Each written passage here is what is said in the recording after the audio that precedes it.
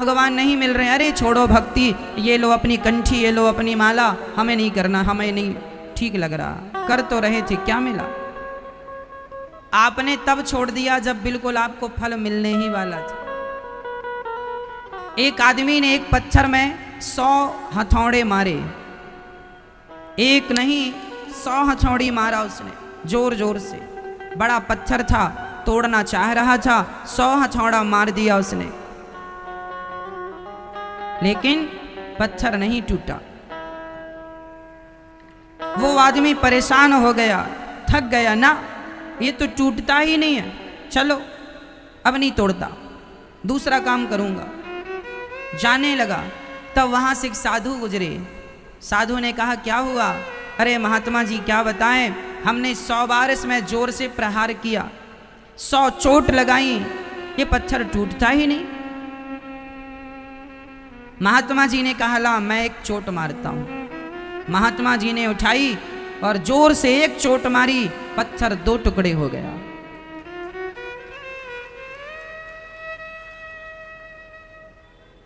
जब एक चोट में काम होने वाला होता है ना, तभी आदमी छोड़ देता है। वो एक चोट महात्मा जी ने मारी तो उस आदमी ने कहा, अरे हमने 100 चोटें मारी, ये पत्थर नहीं टूटा, आपने एक चोट मार दी, पत्थर टूट गया, आप कोई चमत्कारी हो? बेटा मैं चमत्कारी नहीं हूं, तेरी 100 चोट लग चुकी थी, कमजोर हो चुका था, बस आखिरी चोट की जरूरत थी, पर तू आखिरी चोट लगाए बिना हिम्मत हार के जा रहा था।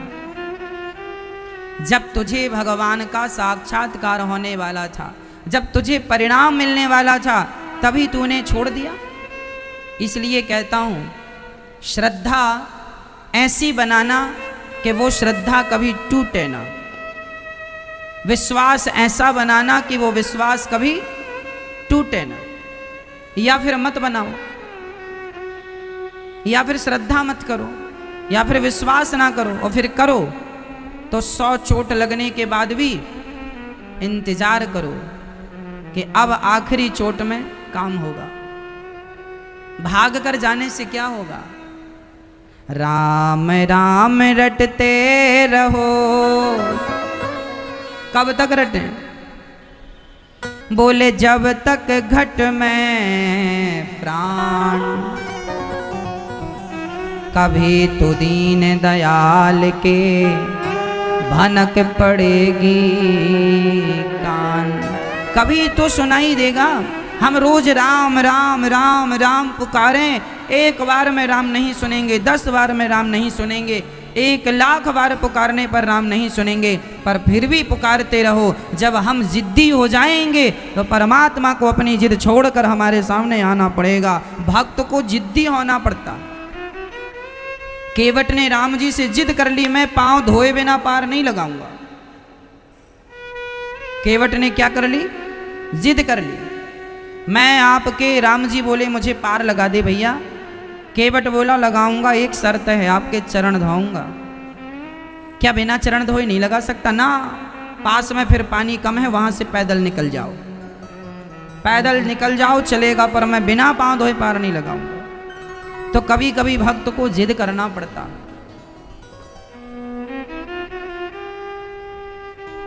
यदि हम जिद कर गए तो काम बन जाता है, लेकिन हमारी जिद है नहीं। हम जिद्दी ही तो नहीं है। हम वस्तुओं के लिए, संसार के सुख के लिए तो जिद करते हैं। छोटा सा बच्चा खिलौने के लिए जिद करता है तो ना चाह करके भी माँ बाप को दिलाना पड़ता है। उसी तरह भक्त यदि भगवान को देखने की जिद करने लगे तो ना चाह करके भी भगवान को आकर दर्शन देना पड़ेगा कि अब जिद कर रहा, चलो दर्शन दे ही दे देते हैं, इसका कल्याण कर ही देते हैं। तो भक्त को क्या होना पड़ता है? जिद्दी। जिद किया करो। तुम्हें देखने की जिद है, क्या करें? पूतना मौसी आई, भगवान ने नेत्र बंद कर लिए। भगवान ने कहा मैं देखना भी पसंद नहीं करूंगा, क्योंकि पूतना का तन बहुत अच्छा है, मन बहुत गंदा है। माता शबरी का तन बहुत गंदा था, लेकिन भगवान मिले कि नहीं? अच्छा, जटायु का शरीर बहुत अच्छा था। बोलो, जटायु तो पक्षी था ना, लेकिन जटायु पक्षी को राम जी मिले कि नहीं? जटायु के जब पंख कट गए तो किसी ने जटायु से कहा, जटायु अभी तो पंख थे तो तुम जा सकते थे राम जी के पास, अब तो पंख नहीं है, तुम कैसे जाओगे राम जी के पास? जटायु ने कहा, भगवान जब पंख थे तो जिम्मेदारी मेरी थी राम के पास जाने की, अब तो पंख नहीं है, अब जिम्मेदारी राम की है मेरे पास आने की। और राम जी ने वो जिम्मेदारी बखूबी निभाई। राम जी के पास जटायु को नहीं जाना पड़ा, बल्कि राम जी जटायु के पास आए। भक्ति ऐसी करना कि तुम्हें भगवान के पास ना जाना पड़े, भगवान स्वयं चलकर हमारे पास आए। यही हमारी भक्ति की सार्थकता, सफलता है। जटायु का रूप रंग क्या था? पक्षी थे। शबरी माता का रूप रंग क्या था? बिल्कुल काली थी। लेकिन भगवान मिले ना, भगवान सुंदर तन वाले को नहीं, भगवान तो सुंदर मन वाले को मिलते हैं। इसलिए मन का सुंदर होना जरूरी है, तन का सुंदर होना उतना जरूरी नहीं है। संसार के लोगों को रिझाना हो तो तन की सुंदरता चाहिए, भगवान को रिझाना हो तो मन की सुंदरता चाहिए। अब आप रिझाना किसे चाहते हैं वो आप देख लीजिए।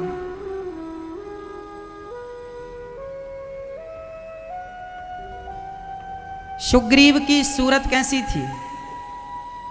सुग्रीव तो बंदर थे, कैसे थे? हनुमान जी कैसे हैं? बंदर के रूप में। बंदर की सूरत कोई अच्छी होती है? मैया, बंदर कोई अच्छा होता है देखने में? लेकिन उन बंदरों को भी राम जी मिल गए कि नहीं? यदि तन सुंदर तन वालों को मिलते तो आपको बता दूं, रावण बहुत सुंदर था। रावण इतना सुंदर था कि बहुत सारी स्त्रियां तो रावण को देखकर मोहित हो जाती थी। रावण बहुत सुंदर था। रावण के बारे में लिखा है, इतना सुंदर था कि लोग देखकर मोहित हो जाते थे। इतना सुंदर था रावण। तन बहुत सुंदर था रावण का। और सुग्रीव का तन तो बंदर का। लेकिन सुंदर तन वाले रावण को राम जी नहीं मिले, सुंदर मन वाले सुग्रीव को राम जी मिल गए। बस तन आपका बहुत सुंदर है, क्या करेंगे हम? मन कितना सुंदर है। इसलिए मन शुद्ध कर लो, कपट रहित तो हो, कोई कामना ना हो, केवल एक इच्छा रह जाए कि कन्हैया तुझे एक नजर देखना है, जिधर तुम छिपे हो उधर देखना है। भगवान से सुंदर क्या दुनिया में कुछ हो सकता है? भगवान को देखने की चाहत होनी चाहिए। यदि भगवान को देखने की चाहत है तो मैं कह सकता हूँ कि आपकी इच्छाएं सही इच्छाएं हैं। आपकी इच्छाएं यदि भगवान के लिए हैं, देखने के लिए, तो आपकी इच्छाएं भी सार्थक हैं। और यदि आप संसार को ही देखना चाहते हैं तो इच्छाएं बेकार हैं, है ना?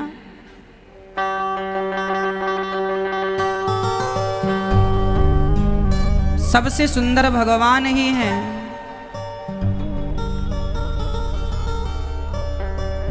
इनसे सुंदर कुछ नहीं। सुबह देखो या शाम देखो, बस भगवान को देखो। इस दुनिया में भगवान से अच्छा कोई नहीं है। और भगवान इसलिए बहुत अच्छे हैं क्योंकि वो भगवान बहुत अच्छे मन वालों को ही अपने हृदय से लगाते हैं। इसलिए भगवान को प्राप्त करना है तो शर्त है। नौकरी चाहिए तो नौकरी के लिए भी शर्तें होती हैं। ये डिग्री चाहिए, ये टैलेंट चाहिए, ये क्षमता चाहिए, ये बिना योग्यता के तो आपको देखो 20,000 की नौकरी भी नहीं मिलेगी। तो फिर बिना योग्यता के भगवान मिल जाएंगे?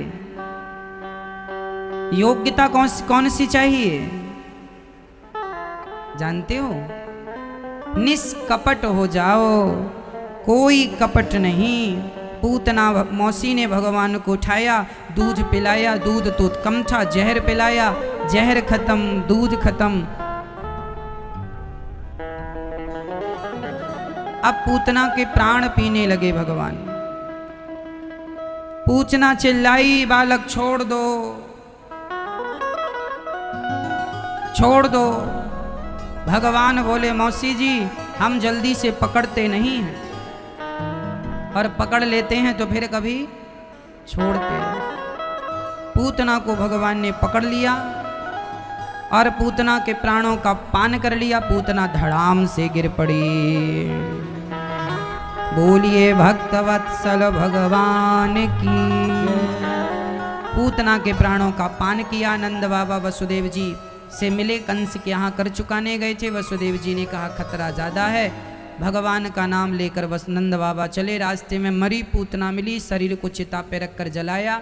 पूतना के शरीर से सुगंध निकल पड़ी। सुगंध क्यों निकली? पूतना के पाप समाप्त हो गए। भगवान का स्पर्श कोई कर ले, वह कितना भी बड़ा पापी क्यों ना हो, उसका उद्धार हो जाता है। पूतना का हो गया। पूतना भगवान के धाम चली गई।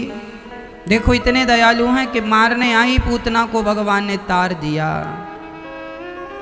न जाने कौन से गुण पर दया निधि रीझ जाते हैं, यही सदग्रंथ कहते हैं, यही हरि भक्त गाते हैं। पूतना मौसी का उद्धार हुआ। उसके बाद भगवान ने शकटासुर को मारा है, जो छकड़े में आकर के बैठा है। भगवान ने करवट ले लिए तो भगवान करवट लिए तो उत्सव चालू। सारे ब्रजवासी बोले मैया लड्डू खवानो ही पड़े। मैया बोली लाला काय बात को लड्डू खवानो पड़े, मैया तो को पतो ना है, तेरे लाला 6 महीने को है गयो, करवट लेनो सीख गयो। अच्छा मैया बोली ठीक है तो लड्डुआ खाओगे? हाँ हाँ खूब लड्डुआ। मैया यशोदा ने श्याम सुंदर को गाड़ी के नीचे रख दिया। गाड़ी मतलब बैलगाड़ी के नीचे पलना रख दिया और सारे ब्रजवासियन को खूब लड्डू, पेड़ा, इमरती, रसमलाई, रसगुल्ला खूब खवा पिवा रही है। भैया खाओ खूब पेट भर के, लेकिन हमारे चोरा को आशीर्वाद देख के जाना। अभी मैया सबसे आशीर्वाद समेट रही थी छोरा की ताई, तभी का भयो कि शकटासुर आ गए और गाड़ी पे आए के बैठ गए। और भगवान ने कहा कि यहाँ की देखा कि शकटासुर आए के बैठे हुए लग गए हैं, तो भगवान ने गाड़ी में एक लात जमाई। गाड़ी उलटती हुई आकाश में गई, धड़ाम से गिर गई और शकटासुर का गोविंदाय नमो नमः। 6 महीने की आयु, 6 दिन की आयु में पूतना मौसी को मार दिया भगवान। 6 महीने में शकटासुर को शकटासुर मारा गया। ये सारे असुर जो ना भगवान को नुकसान पहुंचाने आ रहे हैं, लेकिन जानते नहीं कि पंगा भी किनसे लिया, भगवान से। भगवान के भक्त का कोई बाल बांका नहीं कर सकता, तो फिर भगवान का कौन करेगा। शकटासुर को मार गिराया। उसके बाद भगवान ने तृणावर्त को मारा। ये बवंडर के रूप में आया गोल गोल। भगवान का मन हुआ कि चलो उड़न खटोला में बैठते हैं। उस जमाने में तो ऐसा कोई उड़न खटोला था नहीं, तो मामा जी ने भेज दिया, कंस मामा ने तृणावर्त को बवंडर के रूप में गोल गोल हवा गर्मियों में चलती है ना, ऊपर की तरफ जाती है सब कुछ लेकर के, भगवान को भी उठाकर हवा ले गई। भगवान ने पूरे अपने ब्रजमंडल का दर्शन किया। मामा जी अच्छा आपने किया, हमें उड़न खटोलों में बिठाए, हम जरा देख लें हमारे ब्रजमंडल की हद कहाँ तक है, सरहद। चारों तरफ नजर घुमाए। अब भगवान ने अपना वजन बढ़ाना स्टार्ट किया। तो वजन बढ़ाना जब स्टार्ट किया तो तृणावर्त को लगा मैंने धोखे से कोई पत्थर तो नहीं उठा लिया। भगवान को पत्थर समझने लगा। अच्छा भगवान थोड़ा सांवले थे। भगवान बोले लो सारी दुनिया पत्थर में भगवान को देखती और ये भगवान में पत्थर को देख रहा, आज तेरी खोपड़ी पत्थर से पटकेंगे। भगवान ने उठाकर उसका सिर दे मारा पत्थर से। तृणावर्त का गोविंदाय नमो नमः। अब भगवान ने सारे दैत्यों का उद्धार किया। माँ यशोदा को ब्रह्मांड का दर्शन अपने मुख में कराया। मैया यशोदा को भगवान ने 2 बार ब्रह्मांड का दर्शन अपने मुंह में कराया। भागवत जी में ये 2 बार वर्णन है। इसके बाद भगवान का नामकरण करने के लिए गर्गाचार्य जी आए।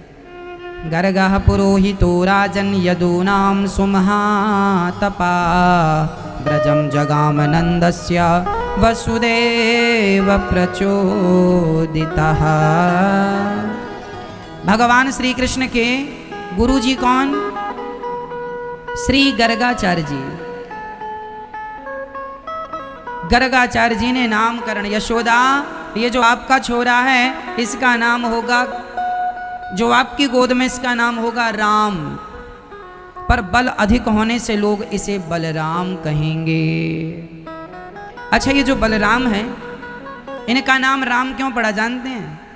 ये पिछले जन्म के लक्ष्मण जी हैं। ये जो बलराम जी हैं ये पिछले जन्म में कौन थे? लक्ष्मण जी।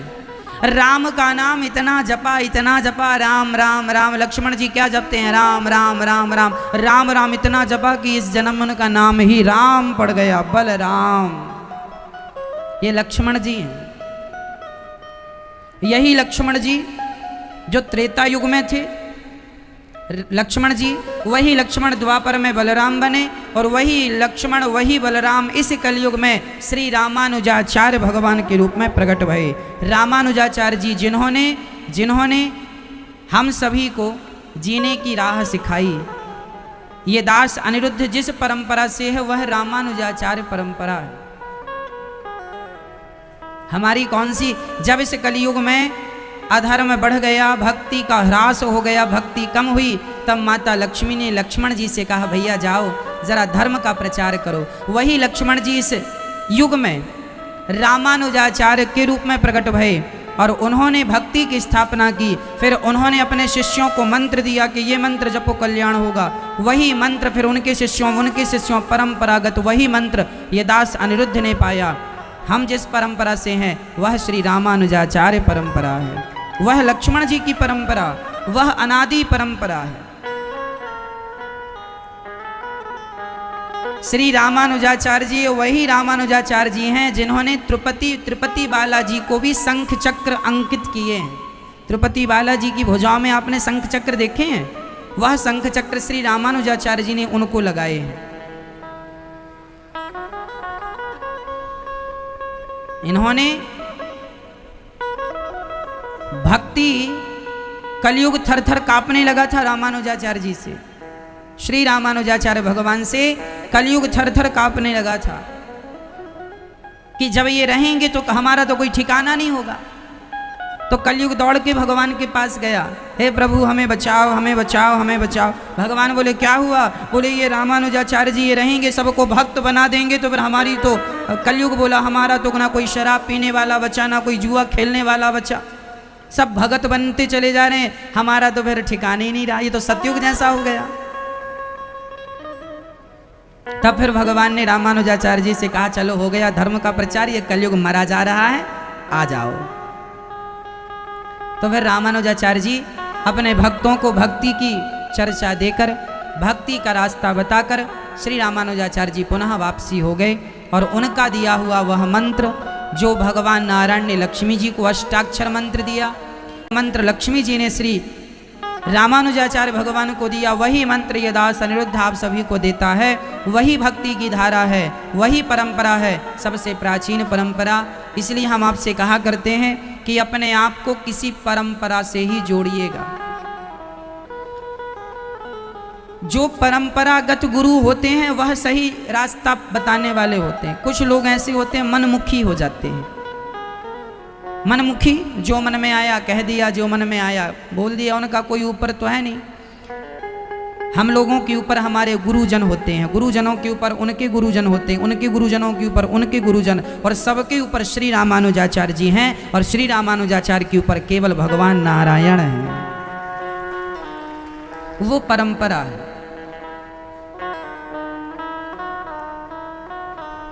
तो लक्ष्मण जी बलराम जी बन के आए, छोटे थे पिछली बार, इस बार बड़े बन के आए। पिछली बार लक्ष्मण जी ने खूब सेवा की है, राम जी की चरण दबाए। तो राम जी बोले लक्ष्मण तुम मेरी इतनी सेवा करते हो, लाओ मैं तुम्हारे चरण दबाऊं। लक्ष्मण जी बोले भैया क्या करोगे, मुझे नरक भेजने का विचार है? क्यों? आप बड़े हैं मैं छोटा हूं और मैं आपसे अपने पांव दबाऊं? आप भगवान हैं और मैं आपसे अपना पांव दबाऊं?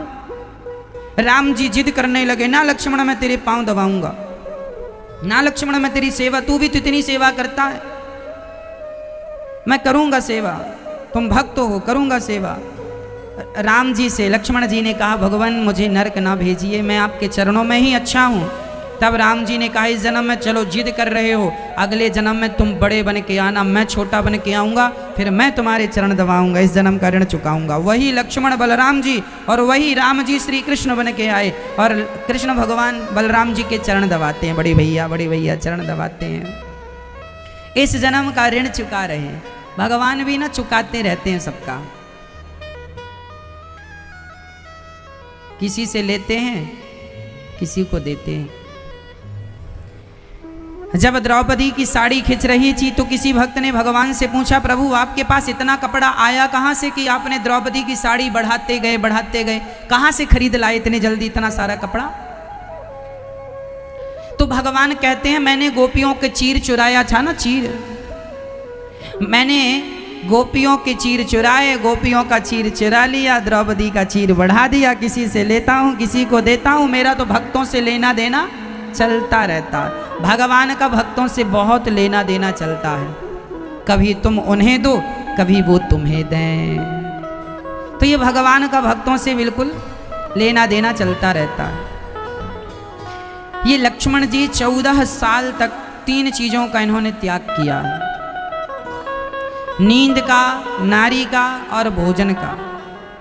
ये बात श्री वशिष्ठ जी ने सारी सभा में लक्ष्मण जी के बारे में कहा कि लक्ष्मण जी ने अपने भाई की सेवा में, राम जी की सेवा में इन्होंने 14 साल तक लक्ष्मण जी ने 3 चीजों का त्याग किया है। क्या क्या त्यागा लक्ष्मण जी ने? नींद, लक्ष्मण जी 14 साल तक सोए नहीं। देखो सेवा कैसी होती है। लक्ष्मण जी क्यों नहीं सोए?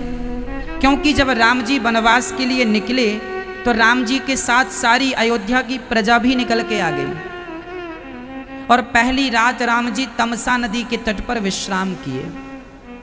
जब राम जी विश्राम करने लगे तो जो राम जी की प्रजा थी अयोध्यावासी, वो सब थक गए थे तो सब सो गए।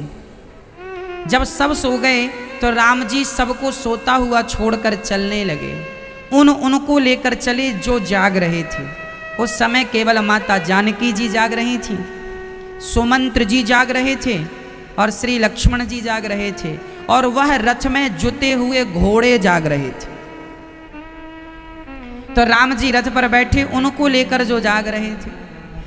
जब राम जी सबको सोता हुआ छोड़ के आए तो लक्ष्मण जी ने कहा, प्रभु एक बात बताओ, यदि आज मैं भी सो गया होता तो क्या आप मुझे भी छोड़ देते?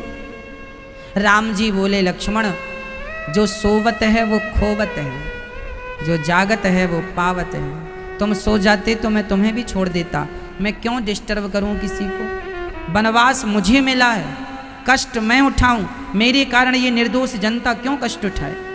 तुम्हें भी वनवास नहीं मिला, तुम सो जाते तो मैं तुम्हें भी छोड़ देता। इसलिए कहता हूं भक्तों, लक्ष्मण जी ने तुरंत प्रतिज्ञा कर ली, राम जी अब मैं प्रतिज्ञा करता हूं जब तक आपकी सेवा में रहूंगा मैं सोऊंगा नहीं। यदि मैं सो गए और आप मुझे छोड़कर चले गए तो इसलिए मैं नींद का त्याग करता हूं। और राम जी के लिए श्री लक्ष्मण जी ने 14 वर्ष तक नींद का त्याग कर दिया, नहीं सोए। इसलिए हम कहा करते हैं भगवान का चिंतन किया करो, जाग कर चिंतन किया करो। अच्छा आप लोग अभी जाग रहे हैं कि सो रहे हैं? हाँ बोलो मैया, अभी जाग रहे हैं ना? जागना इसे थोड़ी कहते हैं, फिर जागना किसे कहते हैं? मोह निशा सब सोवनिहारा, देखा हूं स्वप्न अनेक प्रकारा। हम अभी सब लोग सो ही रहे हैं, तो जागेंगे कब? जिस दिन आपका मन भोगों से हटकर भगवान में लग जाए, धन से हटकर भगवान में जिस दिन मन लग जाए उस दिन समझना कि आप जाग गए हैं। अभी तक आप भोगों को भोग रहे हैं, मतलब आप अभी सो ही रहे हैं। अभी कहाँ जागे हैं आप? जाग गए होते तो भोगों से मन हट गया होता, पर अभी कहाँ हटा है? अभी भी विषयों की तरफ मन भागता है। इसका अर्थ अभी हम जागे नहीं हैं, अभी तो हम सो ही रहे हैं। 135 करोड़ लोगों में यदि गिनती की जाए, भगवान की तरफ से जनगणना की जाए, तो जागता हुआ मुझे लगता है कि 1000 लोग भी नहीं मिलेंगे। सब सो रहे हैं।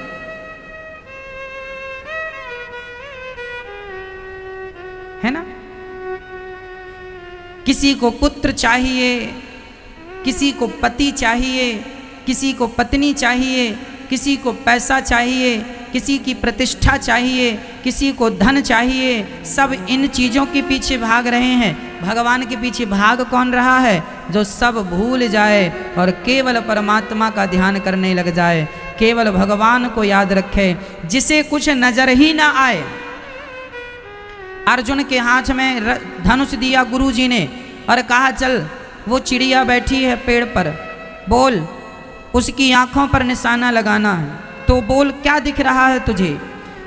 दुर्योधन को धनुष दिया। दुर्योधन बोला गुरुजी पूरा पेड़ दिख रहा, पके पके फल भी दिख रहे हैं। गुरुजी ने कहा चल धनुष ला वापस कर। धर्मराज युधिष्ठिर से कहा अब क्या दिख रहा है? बोले चिड़िया दिख रही है। अर्जुन को रथ दिया, क्या दिख रहा है? गुरुजी केवल आंख दिख रही है। अर्थ क्या निकला? अभी आपको बेटा बेटी पत्नी परिवार सब दिख रहा है। जिस दिन आपको केवल भगवान दिखने लगेंगे सब में, बस वही दिन होगा आप जाग गए, अभी सो रहे हैं। मोह निशा सब सो बनिहारा, देखा हूं स्वप्न अनेक प्रकार। सब सो रहे हैं। इसलिए कहा करता हूं मैया, भगवान की शरण में रहा करो। भगवान ही हम सबके रक्षक हैं। लक्ष्मण जी सोए नहीं उस दिन से। क्या क्या त्यागा लक्ष्मण जी ने? नींद और नारी। कोई सोए ना ऐसा भगवान के लिए कठिन है मेरी माँ, कठिन है। अच्छा, लक्ष्मण जी ने पत्नी का भी त्याग किया। लक्ष्मण जी की पत्नी का नाम क्या था? माता उर्मिला। उर्मिला मैया लक्ष्मण जी की, श्री लक्ष्मण जी की धर्म पत्नी। अच्छा, लक्ष्मण जी अपनी पत्नी से ना मिले वनवास आए हैं, आपको ये बात पता है? नहीं। जब राम जी का वनवास हुआ, कैकेयी माँ ने कहा वनवास जाओ, तब राम जी जाने लगे तो माता सीता रोने लगी, हम भी चलेंगे, हम भी चलेंगे, हम भी चलेंगे, हम तो आपके बिना नहीं रहेंगे। लक्ष्मण जी ने देखा, हे भगवान, कहीं मैं जाने लगा और मेरी पत्नी भी जिद करने लगी मैं चलूंगी क्योंकि दीदी चल रही है। तो लक्ष्मण जी अपनी माँ सुमित्रा माँ से मिलने तो गए, पर अपनी पत्नी के कमरे में अपनी पत्नी से मिलने नहीं गए। उर्मिला माता को इसलिए मिलने नहीं गए श्री लक्ष्मण जी कि यदि मैं जाऊंगा और वो कहेगी कि मुझे भी ले चलो तो मैं क्या जवाब दूंगा। इसलिए अच्छा, उर्मिला माँ वो ये जिद करती ही नहीं। माता उर्मिला तो आरती की थाली लेकर खड़ी थी, हल्दी और चावल लेकर खड़ी थी कि पति जी आएंगे, आरती करूंगी, विदा करूंगी। तिलक लगाकर हाथ में हल्दी चावल था और दिया जल रहा था और पुष्प रखे थे थाली में 2। और लक्ष्मण जी उस द्वार से ना निकलकर दूसरे द्वार से निकलकर चले गए। कहते हैं कि लक्ष्मण जी की धर्म पत्नी माता उर्मिला उसी स्थान पर लक्ष्मण जी के इंतजार में ज्यों की त्यों वही थाली लिए 14 साल तक खड़ी रही। ऐसी पतिव्रता। और हमने गुरुजनों से सुना कि जब लक्ष्मण जी के उनकी थाली में जो दिया था ना और जो पुष्प थे वो कुम्हलाए नहीं, मुरझाए नहीं, दिया बुझा नहीं 14 साल तक। एक बार दिया बुझने की स्थिति पे आया था। कब?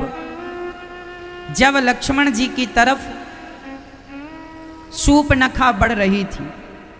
सूर्पनखा राम जी के पास आई, बोली हम बड़ी सुंदर हैं, हमसे विवाह करो। लक्ष्मण जी, राम जी ने कहा लक्ष्मण जी से बात करो, शायद वो आपसे विवाह कर ले। तो लक्ष्मण जी की तरफ आई सूर्पनखा, और सूर्पनखा लक्ष्मण जी की तरफ आई तो माता सुमित्रा, माता उर्मिला का वह दिया डोलने लगा ऐसे ऐसे। माता उर्मिला समझ गई कि मेरे पति पर कोई संकट है। एक पुरुष पर सबसे बड़ा संकट तब माना जाता है जब कोई स्त्री उसे गंदी निगाहों से देख रही हो। लक्ष्मण जी की तरफ सूर्पनखा बढ़ने लगी। कहा, मैंने ये सुना गुरुजनों से कि जो चावल लिए खड़ी थी माता उर्मिला, उस चावल में से एक चावल गिरा दिया और वही चावल गया और वही बाण बनके सूर्पनखा की नाक और कान लक्ष्मण जी ने नहीं काटे, क्योंकि लक्ष्मण जी ने तो 12-14 साल तक किसी स्त्री को स्पर्श भी नहीं करना था उनको, है ना। लक्ष्मण जी किसी स्त्री को स्पर्श भी कर लेते तो मेघनाथ नहीं मरता। मेघनाथ ने वरदान ले रखा था, 12 वर्ष तक जो नींद का और जो नारी का त्याग करेगा उसी के हाथों से मैं मरूंगा, नहीं मुझे कोई नहीं मार सकता। तो लक्ष्मण जी 2 वर्ष एक्स्ट्रा उसने मांगा था, 12 वर्ष मेघनाथ ने और लक्ष्मण जी ने 14 साल। 13वां साल पूरा होके 14वां साल चल रहा था उस समय जब ये सूर्पनखा आई थी।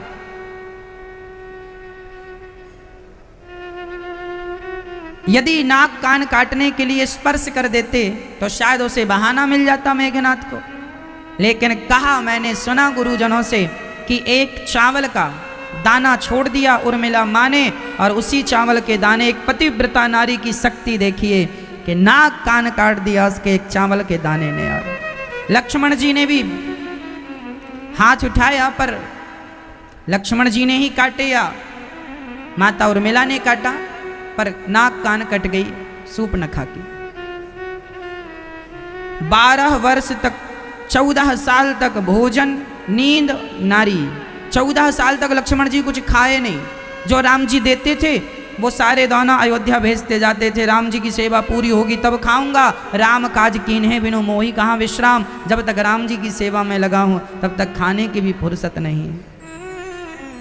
लड़की का बाप जब विवाह करता है अपनी बेटी का, उस समय वो उसे खाने का भी समय नहीं होता, हाँ या ना, सही बोल रहे हैं।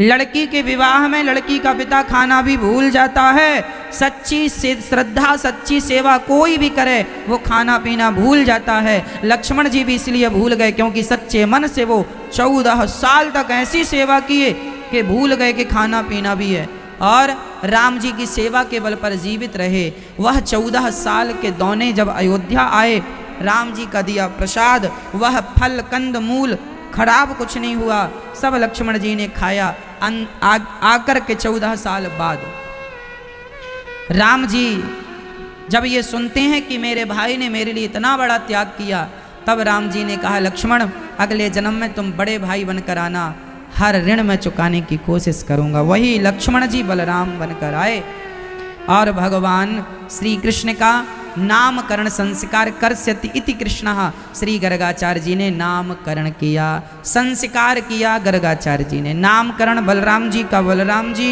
कृष्ण कन्हैया का कृष्ण नाम। मैया बोली, मैं तो इतना कठिन नाम ना ले सकूं बाबा, मैं या को कनवा कह सकूं या को बलुआ कह सकूं, कलुआ बलुआ नाम रख लिया माने अपनी ओर से। अब भगवान लीलाएं चालू करते हैं। ये जो संस्कार की यहाँ चर्चा है, यह हमारे और आपके लिए भी बहुत मायने रखती है। बच्चों को मैया धन देना या बिल्कुल ना देना, पर धन दौलत देने के पहले संस्कार जरूर देना।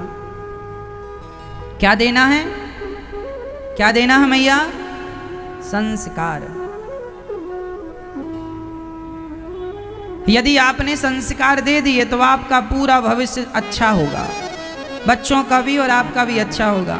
संस्कार नहीं देंगे, बच्चों को ज्ञान नहीं होगा कैसे बोलना है, कैसे बात करना है, कैसे, कोई ज्ञान ही नहीं है।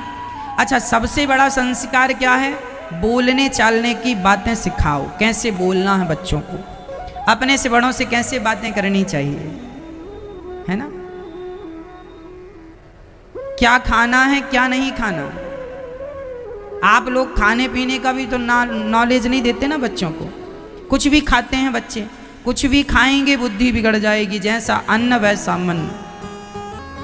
कुछ भी ना खाएं, संतुलित खाएं, अच्छा खाएं, शुद्ध खाएं, पवित्र खाएं। संस्कार। अब भगवान थोड़ा बड़े हुए, भगवान बाल लीलाएं करने लगे। गोपियों घर में ही भगवान चोरी करते हैं, मक्खन चुरा चुरा के लेते हैं। एक दिन मैया शिकायत करने लगी, च्योरे लालादारी के तेने मक्खन खाई लियो।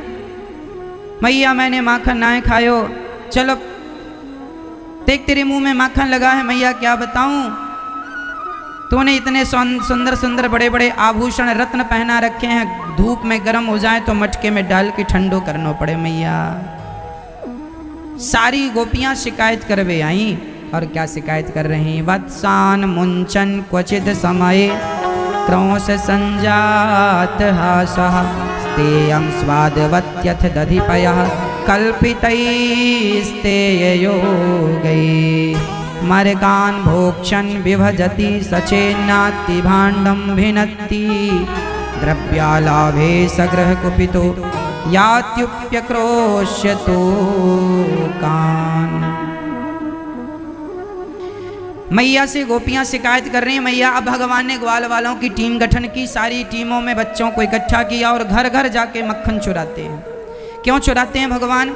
जिन गोपियों के द्वारा जो गोपियां घर से नहीं निकल पाती थी, जो गोपियां माँ यशोदा के घर नहीं आ पाती थी, जो गोपियां भगवान का दर्शन नहीं कर पाती थी, उन गोपियों के घर भगवान माखन चुराने के बहाने अपना दर्शन देने के लिए जाते थे। चलो तुम नहीं आ सकती हो तो क्या हुआ, हम तो आ सकते हैं।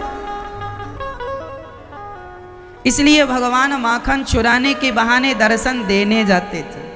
जो सखी, जिस सखी के घर में भगवान नहीं आते थे ना, वो रोया करती थी। एक सखी रोने लग गई तो दूसरी पूछती है क्यों रो रही है? बोले आज कन्हैया हमारे घर माखन चुराने नहीं आए, बहुत रो रही है, अभी ताजा ताजा निकाला है, सबके घर माखन चुरा के चले गए, मेरे घर आज तक नहीं आए। मैंने कौन सा पाप किया है, मैं अभागिन हूँ जो मेरे घर नहीं आए। उसको रोता देख सारी गोपियां कन्हैया के पास गई, क्यों रे लाला तू सबके घर माखन चुराता है, उसके घर क्यों नहीं जाता? किसके घर? वो बगल में रामबाई रहती है। अच्छा उसके घर भी जाना है? हाँ रोती है। अच्छा ठीक है कल जाऊंगा। कल नहीं आज? अच्छा ठीक है। ये गोपियां बताने आती थी कि उसके घर जाओ माखन चुराने।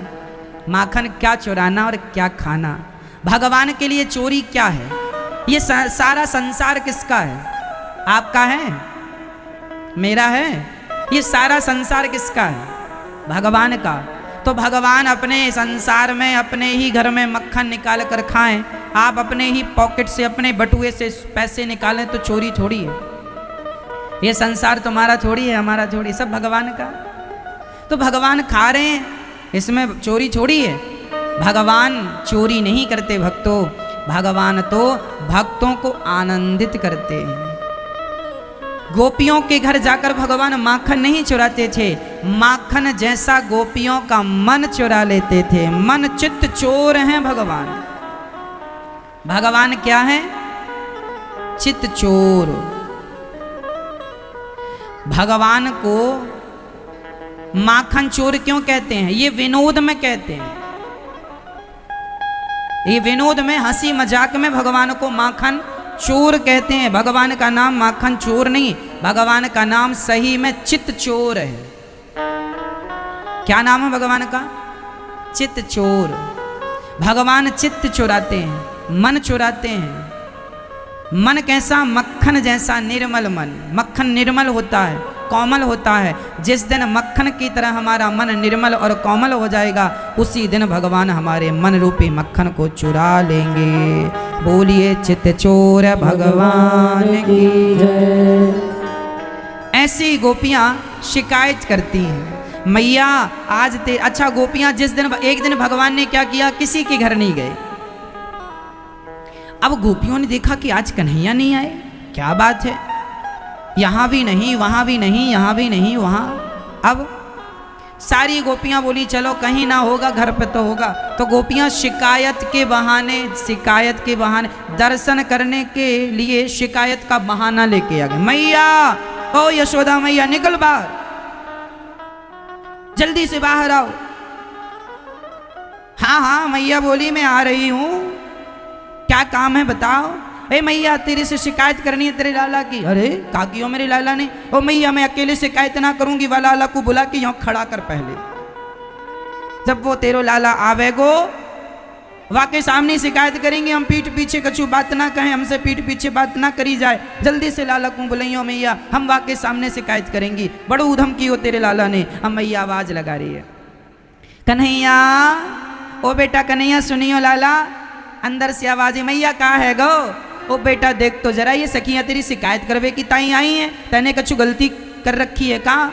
मैया मुझको सोए वे दे, मैया सोने दे मुकू। मैया बोली, सखी बोली ना मैया देख सोए हुए को बहाना लेके बचनो चाहे तेरो लाला। अब भगवान बोले, हे भगवान एक तो चोरी ऊपर से सीना चोरी, हमने तो कछु करियो ना है और ये आ गई। अब भगवान आंखों को ऐसे करते हुए खड़े होके चल रहे हैं, पाँव में छोटे छोटे, पाँव में छोटी छोटी पायल माने बांधी, छम छम छम छम करके पायल बज रही हैं। कमर में सुंदर सी करधन बांध रखी है माने, मोर पंख मुकुट पर लगा हुआ है, आंखों का काजल फैल चुका है, चारों तरफ आंखें बिल्कुल, चारों छोटे बच्चे जागते तो आपने देखा और काजल लगा के सुलाया मैया ने, और बच्चों ने हाथ ऐसे कर लिया, आंखों में रगड़ लिया तो काजल पूरी फैल गई, आंखें बड़ी बड़ी हो गई काजल से। अब क्या हुआ? अब श्याम सुंदर आके खड़े हैं, बाल बिखरे हैं, काजल बिखरा है, पाँव की पायल सुंदर है, चरण सुंदर है, सुंदर से ठाकुर जी सुंदर सा दर्शन देते हुए कृतार्थ हो रही हैं गोपियाँ। और ज्यों गोपियों ने देखा, सारी गोपियाँ टुकुर टुकुर देखने लग गई। मैया बोली, सखी बावरी है गई है का करूँ? क्या हुआ मैया? अरे सखी तो शिकायत करवे आई और मेरे छोरा को नजर लगावेगी का? अब एक सखी मैया से बात, अब सारी सखियों ने, सुनो तुम संभालो, मोर्चा संभालो, हम जरा देखने, जरा लाला को देखने। एक सखी मैया को बातन में लगाए के बाकी सखियां टुकुर टुकुर कन्हैया को देख रही हैं। आप पलक दृष्टि से, पलक ही नहीं झपका रही हैं। तभी एक सखी मैया से शिकायत कर, मैया मैया तेरे लाला ने बछड़ा खोल दिया। मैया बोली, सखी ये शिकायत कर भैया ये बछड़ा को, अरे बछड़ा खोल दिया तो तुम जाके गैया दो लो। अब दूसरी सखी बोली, सुन मेरा तो पूरा हो गया, बात जमे नहीं, तू बोल कुछ, तू बोल। अब दूसरी, मैया तेरे लाला ने बछड़ा खोला ऐसे समय में जब गैया दोहने का समय नहीं। अच्छा हाँ। तीसरी को इशारा किया, अब तू संभाल जरा मैं देख लूं। तीसरी सखी शिकायत करने लगी, मैया सारा दूध पी लिया बछड़ों ने। अच्छा।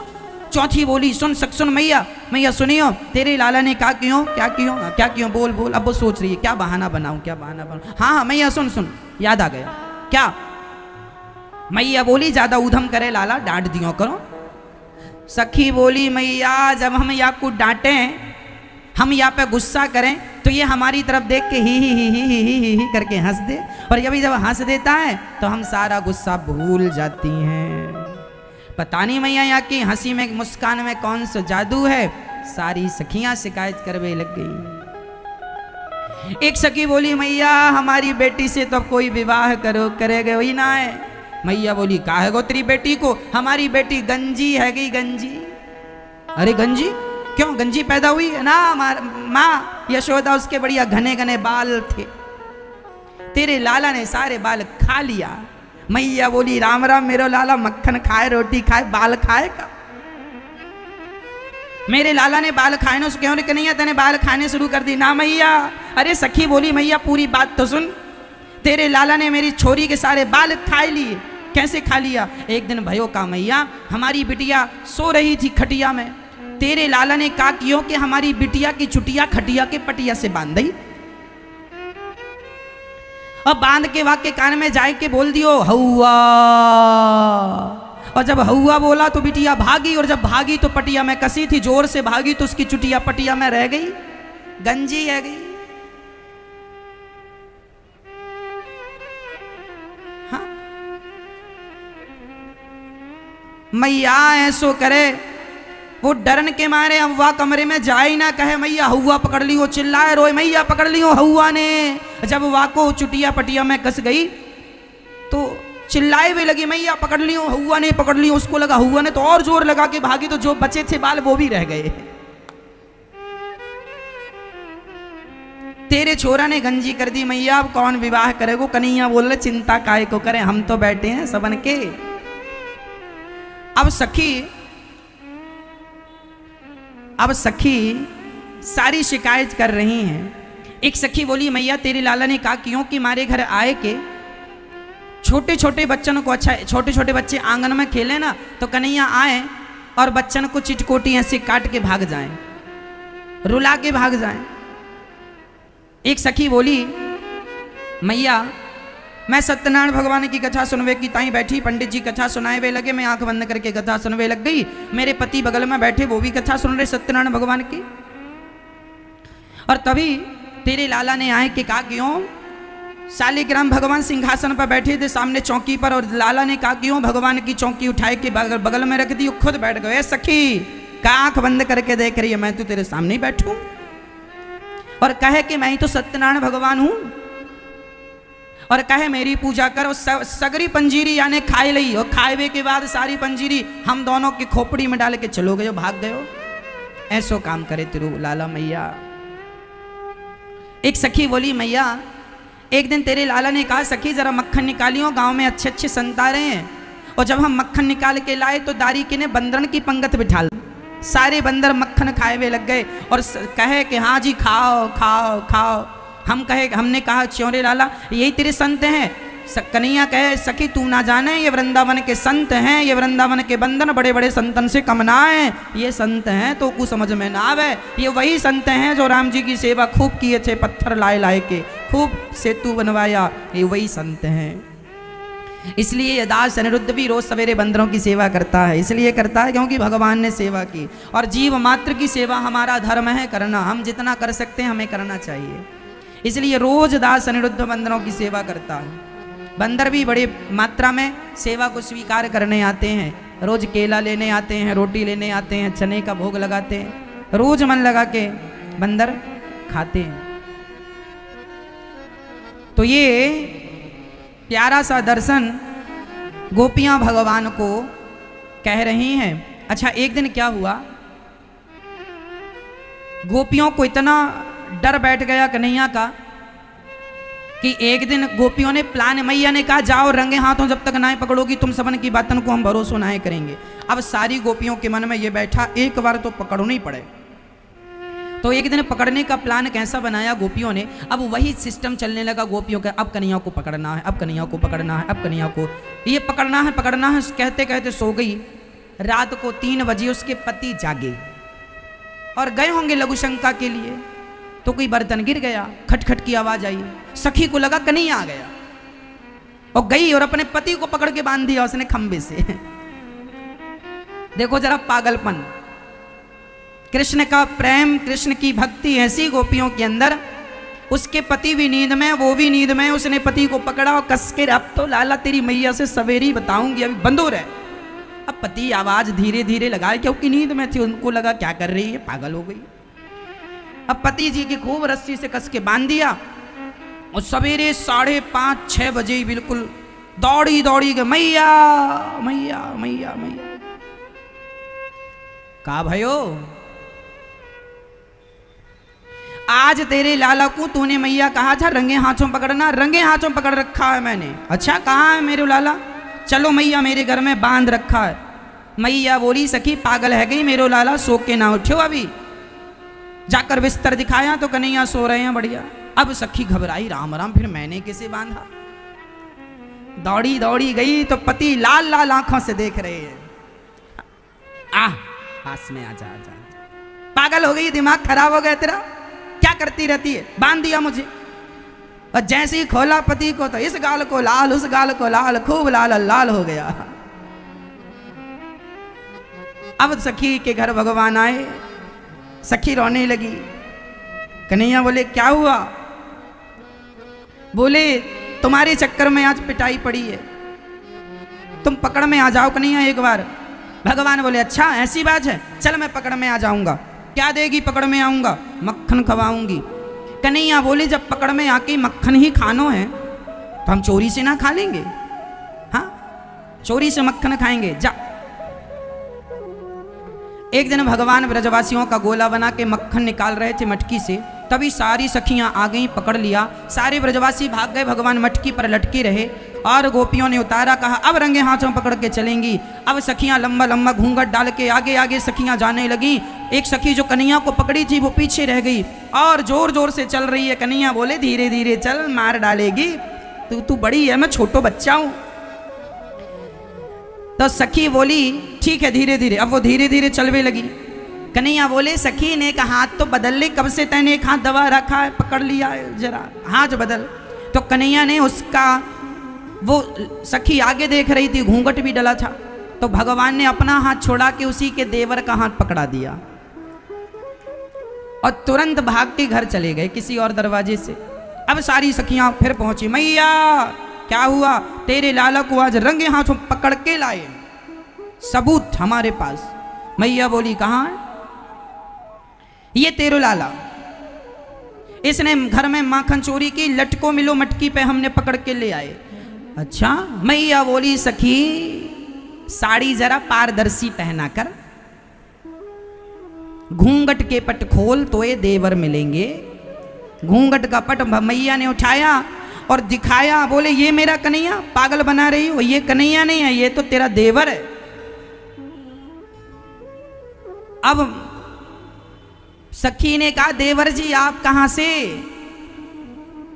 बोले जब आपने हाथ बदला तभी काम हो गया। और कन्हैया खड़े सामने, सखी मैया देखो झूठा आरोप लगा रही है ये सारा हमें पिटवाने के बहाने। हाँ और सुनो सखी, अब मैया चली गई काम पे, झूठी शिकायत लेके मत आइयो दोबारा, लाला को बदनाम करवे के लग गई हो, पता नहीं शादी हो पाएगी छोरा की कि नहीं, बदनाम है जाएगो, चोरी करे चोरी करे चोरी करे, कुछ चोरी ना करे मारो छोरा, तुम बदनाम, अपने देवर को हाथ पकड़ के लाओ और हमारे छोरा को नाम लगाओ, जाओ यहां से। कन्हैया बोले सुनो सखी जा रही हो, जाओ। सखी बोली कन्हैया ऐसो तो ना करना चाहिए। कन्हैया बोले ऐसो ही करूंगो, इस बार तो तेरे देवर को हाथ पकड़ायो है, अगली बार ऐसी गलती भई तो तेरे खसम को हाथ पकड़ाऊंगो। अब भगवान की बातें सुनकर सारी गोपियां हंसती भई वहां से चली गईं। और भगवान की ये जो लीला है ये केवल भक्तों का मन लुभाने के लिए है, केवल भक्तों को आकर्षित करने के लिए। ये गोपियां जो थी ना, सब प्रकार से भगवान इन्हें खुशी देना चाहते। छोटे छोटे बच्चे जो भी करते हैं उनकी हर लीला से हमें और आपको सुख मिलता है कि नहीं। छोटे छोटे बच्चे ऊधम करते हैं तो उस ऊधम में भी उनको देखकर अच्छा लगता है। बस भगवान की जो बाल लीला है ये केवल गोपियों की शिकायत तो केवल एक बहाना है, दर्शन करना ही उनका मेन उद्देश्य था। ये केवल बाल लीला भक्तों को आनंदित करने की दिव्य लीला है। ऐसी दिव्य लीला ठाकुर जी की गोपियों ने, ये लीला इतनी बड़ी है कि कहें तो बहुत समय लगे हर प्रत्येक लीला को। एक दिन भगवान ने मिट्टी खाई, मिट्टी खाने की लीला। मैया ने कहा चौरे लाला तने माटी खाई है ना, मैया मैंने माटी ना खाई, चलो अपना मुंह खोल। मुंह खोला तो इतने से मुंह में इतना बड़ा ब्रह्मांड दिखा दिया। भगवान भी इतने से मुंह में इतना बड़ा ब्रह्मांड दिखा देते हैं, ठीक है।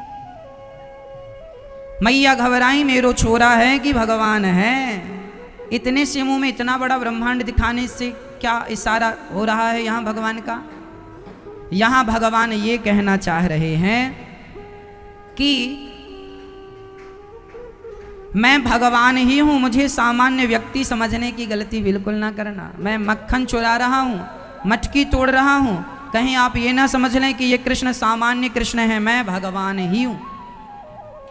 सारी सृष्टि को अपने मुट्ठी में रखता हूं, वही अवतार लेके आज केवल आप और हमारे सुख के लिए ये मात्र लीला करने के लिए आए।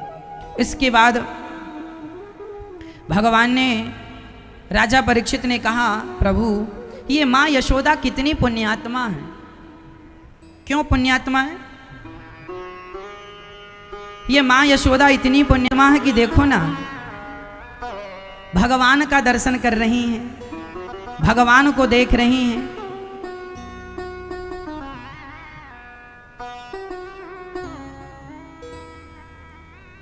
ये भगवान से यदि किसी की नजरें मिल जाएं, नजरें जरा मिला ले ऐ श्याम मुरली वाले, यदि नजरें मिल गई तो काम बन गया।